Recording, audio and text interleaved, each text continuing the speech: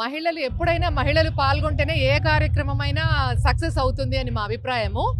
అందులోనూ ఇటువంటి శ్రీరామనవమి రథయాత్రలో మేము బైక్ ర్యాలీకి రావడం మాకెంతో చాలా సంతోషంగా ఉందండి.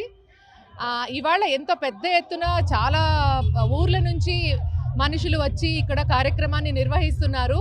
మరి మనం అనంతపురంలో ఉన్న మహిళలు మన ప్రోత్సాహం అందించాలనే ఉద్దేశంతో మేము మా ఫ్రెండ్స్ సర్కిల్ అందరూ కలిసి వచ్చేసాం బైక్ ర్యాలీకి.